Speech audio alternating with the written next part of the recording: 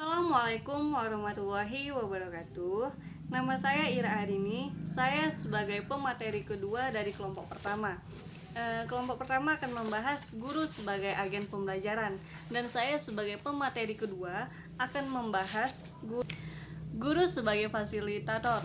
Teori ini telah mengubah paradigma belajar yang tadinya berpusat pada guru, kemudian beralih arah paradigma belajar yang berpusat pada peserta didik.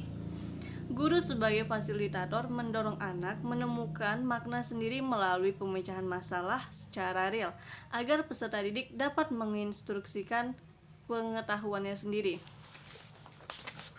Sebagai fasilitator, guru harus mengembangkan pembelajaran aktif.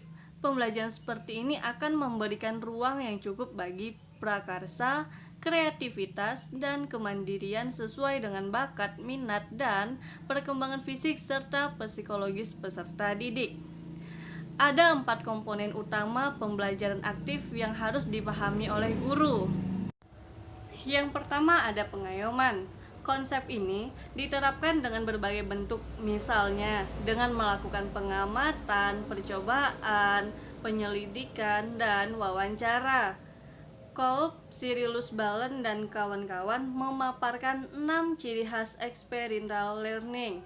Yang pertama, belajar paling baik dipandang sebagai suatu proses, bukan sebagai hasil belajar. Yang kedua adalah belajar adalah suatu proses kesinambungan berdasarkan pengalaman. Yang ketiga, belajar menuntut resolusi konflik antara dua cara adaptasi terhadap dunia yang bertentangan secara dialektika atau perdebatan. Yang keempat, belajar adalah suatu proses holistik adaptasi terhadap dunia. Yang kelima, belajar melibatkan transaksi antara pribadi dengan lingkungan.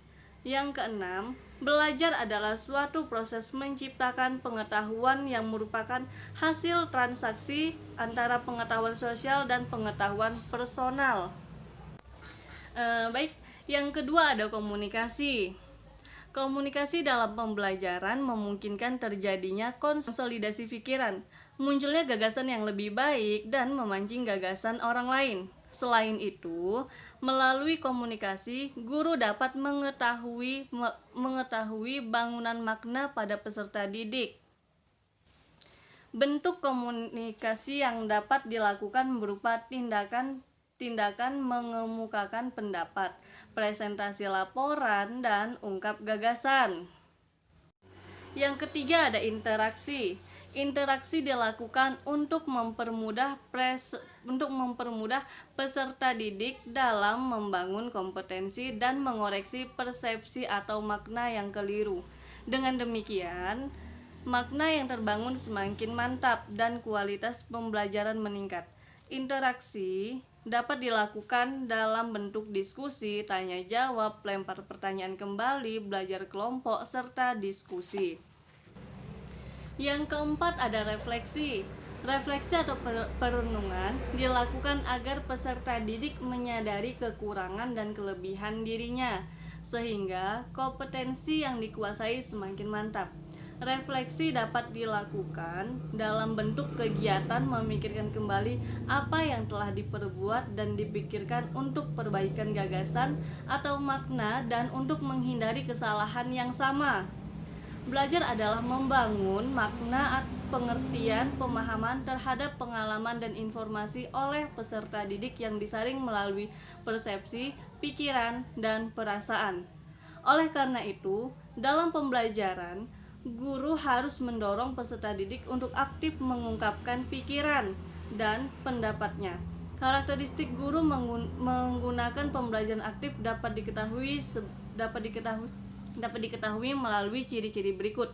Yang pertama, mengakui dan menghargai keunikan setiap peserta didik. Yang kedua, memandang pembelajaran sebagai suatu proses konstruktivis. Yang ketiga, menciptakan iklim pembelajaran yang positif. Yang keempat, berpandangan bahwa pembelajaran hanya bisa dimulai apabila peserta didik bersedia untuk belajar.